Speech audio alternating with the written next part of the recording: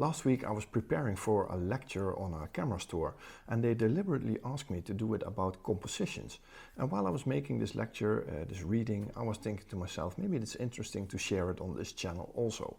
So I want to show you how I think about compositions, how I look at them in the field, and a lot of tips and tricks on how you can find more compositions and look for them better. So let's dive into this video and I will show you more about compositions. So if you look at the first screen here, you can see that there are a lot of different composition rules, and I've put rules between quotes because I think they are not rules. There shouldn't be rules in photography. It's a creative thing, so creatively and rules, they don't go together in my opinion. But if you look at them, I think a lot of them you know, you have the golden cut, rule of thirds, golden triangle, diagonals and the golden ratio. But which one do you choose?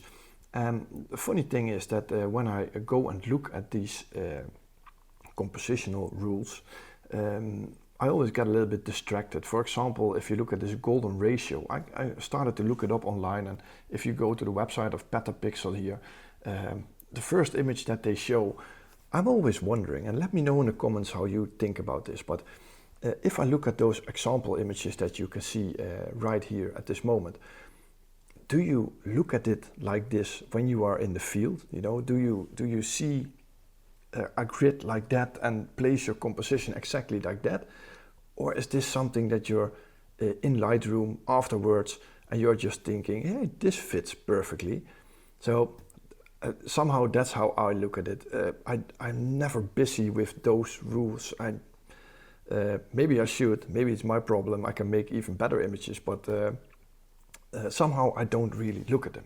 So what do I look for? So let's go back here and for example look at my images and see about that. So for example, this image is actually a pretty good rule of thirds. You have 2/3 sky, 1/3 foreground, but you can also apply that golden ratio to it. You see, if you look at this, there's a lot of negative space on the left, the tree on the right corner, some rocks on the right bottom. So there's a lot of things in this image that actually do work.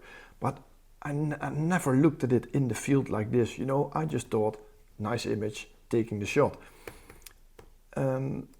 And that's why I always say I don't have rules. I have only one rule, there are no rules. The only limitation is your own imagination. And that's really the truth. It's a creative process, and yeah, that's how I look at it. So I've put a couple of things here, some guidelines. I will always speak about guidelines, how I look at compositions, how I find compositions. So you have color contrast, framing, simplicity, negative space, leading lines, human interest, repeating patterns, break those patterns, and symmetry. Some of these I completely made up myself. Maybe there is a name for them, but I don't know. If you look at the left here, you see a good example of framing. You can see that there is a nice frame here where I photographed myself and my son with. And also if you look at color contrast, if you go back to the first image here, you can see that this image immediately pulls the eye towards this house here. And then you start looking around. So this is a good example of color contrast. So it's a completely different color than in the rest of the field. Here also a nice image of framing on the left side. But I added two more guidelines, and these are very important if you ask me. It's patience and light and atmosphere. And if you ask me, light and atmosphere is by far the most important thing for any composition. So let's have a look and see what I mean with that. For example, this composition over here. No, not too bad, but it's pretty boring. If you come at this place at the right time, you see it transforms completely. And this is only due to the light and atmosphere in this image.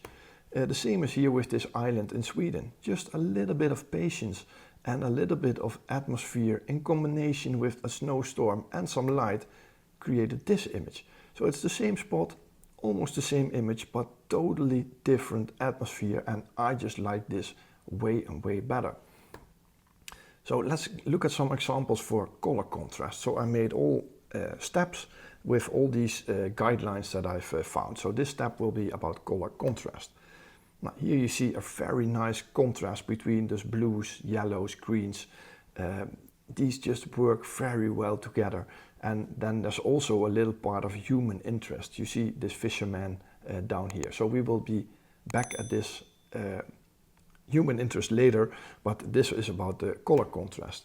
And also in this image, it's all about color contrast. If the blue boat, the second one, was in front here, this image would never have worked. This image only works because this first boat is white. And if you look at the leading lines, all lines go outside of the image. You can say that this leads into the image here because they are a little bit of a different color, but it's such a strange composition, but it just works somehow. I don't know why, but it works. So let's look at simplicity. Less is more. The less you show in your image, the better it gets. So for example here, just a leaf or a nice pinnacle, I don't know, a nice pinnacle, I think that's the English word, work really well. Just isolate your subject. Or here in Sweden, just a couple of trees and for the rest only snow. So I left everything else that is disturbing from this image. But this may be a little bit too simple. So for example, you can simplify a scene like this also. This is a nice image, nice atmosphere in it. But if you zoom in and only select this part, you can get a much stronger, much more powerful image from that, because now your eye immediately sees what this image is about. And it's the same for this location. I was struggling here to find a nice composition. There was no sunset due to all those clouds. So I started to think, how can I still shoot an image from this location? And for me, it was all about those grass balls here. So with the polarizer, I made this water a little bit darker, smoothened it with a long exposure, but still it just didn't work. So eventually I just zoomed into those right tree grasses. And you see you get a totally different image from that. Or here, just an image with a zoom lens sitting from a balcony, going by the mountains in Swiss, and then shot this image, just dark, light. It just works with this diagonal line through it. And this one also from Switzerland last month. Just simplicity. It's such a wide landscape, and I just zoomed into that one interesting peak with the light on it and left everything out of the frame. And also, of course, atmospheric conditions like fog really help. There are a lot of disturbing trees in the background here, but you just can't see them because of this fog. So that's something that I really like to use. I'm always searching for these foggy atmospheric mornings for that. So let's look at negative space. Negative space more about leaving a lot of open air around your subject. So it's immediately clear what the subject is, but it's not really disturbing that there's nothing else in the image. For example, in this one, immediately it's all about this tree, and it doesn't matter that there's nothing around it. It's just the atmosphere that it's breathing. The same counts for this tree, which is more of a blue hour shot. It wasn't actually shot in the blue hour, but I made it a little bit more blue in post-processing. But it really helps to give this atmosphere to this moody morning. And I think that there's not much more negative space than this shot. It's only about light and then those two ducks in the bottom. So it's just fog with light through it, and that's it. So there's nothing composition-wise in it, but this image does work because of that negative space being filled up with beautiful light. And that's something that I always try to do with negative space. I try to put some nice lighting in those open areas. So leading lines, and this is something that's just really important if you ask me. So let's start with this image. It's a rather unknown image from me from a couple of years ago. I don't even know if I featured it in a video actually. Just a little drink. But if you look at this image, I scouted it during the day, so I wanted to go back here in the evening hopefully with some nice light on that mountain. But then my son had an accident and I couldn't go back here anymore. But just to show you that this composition is really good. You see all those lines, the river, the wall, the path, the line from this mountain, the line of trees here, the line of trees there, even this blue in the sky, everything points towards this mountain over here. And then there are some nice light spots on this mountain also. But if you go and look at the rule of thirds, it's actually a really nice rule of thirds also. You know, we have 2/3 foreground, 1/3 sky, some interest here on the river, some interest here with the mountain. So there's a lot of it going on. But you can also say, let's apply that golden ratio. I didn't think of that in the field, but it does work pretty well. You know, you have this part with the river in the background, then you have this right bottom here with the path, an interesting line here on the right, the top of the mountain in this section here, and even some light spots in the smaller sections that stay behind here. So composition wise, this is a really, really good image, but I just didn't have the best conditions here. So hopefully one day I can get back here and take this shot again in some good conditions. But here's also leading lines, taking your eye into the image. You know, your eye is sucked into the background, and then you're looking at the sky, what's going on there at that point. And this is also a good leading line here with the water that I used going to the back. So this is more of like an S-curve, and these S-curves, they always work nice. So if you're in the field looking for something, just look for those S-curves. They always make for a nice image. Here you can also see a nice S-curve road, which I made due to the lights of the cars with a long exposure. But the leading lines aren't always that obvious. Sometimes it's just walking around, playing around, like in this shot. It's a nice shot, but a nice atmosphere, but there's not really a nice composition in this image. But by going 2 steps to the left, I found this composition, and I just used those grasses here in the foreground as my leading line towards the light. And I always try to let the leading lines lead towards the brightest part of the image, because the human eye always looks towards the brightest part of an image. This also in Tuscany about a month ago, the leading line here, it isn't that obvious, but the path here really goes towards this house here on top, which is also again the brightest part of this particular image. And you can see that same technique here on the left side with this waterfall. You have the staircase here, and this path leads your eye all the way to the brightest part of the image here on the right top. Of course, the waterfall is also white, but I think your eye goes like this. At least that's how I look at it. And in this case, I just used those rocks here to lead your eye into this image towards this tree, and then the beautiful background with that island with the building on it. So human interest, some compositions, they aren't that bad, but they just lack a subject.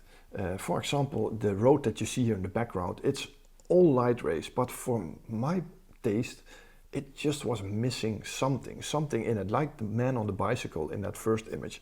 So I thought, let's go in there myself. So I stood on a nice spot where the light rays hit it, and I changed the composition a little bit so you can look into this far distant point here. And then I always try to look into that space, and it worked pretty well on this image. Or this waterfall, it's the same waterfall on the left and the right, but I just couldn't find a composition at first. But then I looked back on my family when I walked away, and I immediately thought to myself, this is the shot. This is what I was looking for. You know, due to the people standing there, you get this, you get a feeling of how big this waterfall actually is. So I used the people to bring some scale into the image. And that's why I like to use people sometimes. Or for example here, if there wasn't, this girl wasn't running there, it would have been a completely different image. It would have been a bit boring. But even due to that ponytail, I have images with the ponytail down, which aren't as good. But this image tells a story about a girl running. And that's actually really nice. And what's a good example of this one? You can also see it here, repeating patterns. You can see it here on the trees again. but repeating patterns is always something that I'm attracted to. For example, here of this bridge that I shot last winter, the patterns of this bow bridge here leading your eye into the back towards that bridge over there. Or for example here, where I use the windmills as a repeating pattern, and of course a leading line, and the path here as a leading line, with also the rule of thirds, of course, 1/3 foreground, 2/3 sky. So I always look for these things, repeating patterns, leading lines. They are much easier to find in the field than walking around with a grid of the rule of thirds or the golden ratio or the golden triangle and just trying to find something. No, I look for these things, and then the rest comes by itself if you ask how I do it. For example, here some repeating patterns and also a nice color contrast between these greens and those more bluish pink colors here on top. But all those layers are a real nice repeating pattern. And then of course this central point here with the church where your eye is leading towards. But repeating patterns can also be very simple, very abstract, like in this case where I shot straight down into a pool with those leaves and little needles inside of them. Or for example this double exposure, if you're talking about repeating patterns, it's just a silver birch tree forest with some leaves on the second image, but somehow it just works and it has a nice atmosphere to it. But then I'm looking at break the patterns. Sometimes it's nice just to break the pattern that you're seeing to isolate a subject. For example, this one. It is a real nice abstract pattern in the background, but it's broken by this one particular leaf. And it actually works pretty well because your eye immediately gets pulled towards the leaf that's standing out there. This is actually a flooded area in a forest, so the only thing you're seeing is reflections of the trees and then just this one little bush standing in that reflective pool. Or this tulip here in the Netherlands. All white tulips and then this red tulip coming out of it. You can't get a better contrast or a better pattern breaker than in this case. And here also I broke the pattern of this abstract bottom with the normal top with a little bit of fork between it. And these are things that I always look for breaking patterns, repeating patterns. They always seem to work. Symmetry, that's something actually very easy. I think everyone knows about this.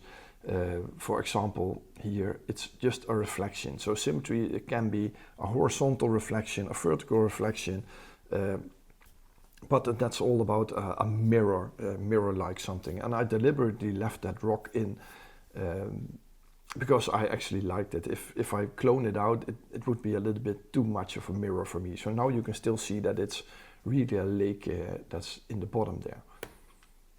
And also in this example, you can also see that it's a nice reflection here of the top sky with the alpenglow towards the bottom. And this is actually the same church here as where the fisherman was sitting. Just a couple of meters to the right, different lens, shot through this side when the sun was up, and then I took that image with the fisherman that you saw earlier in this video.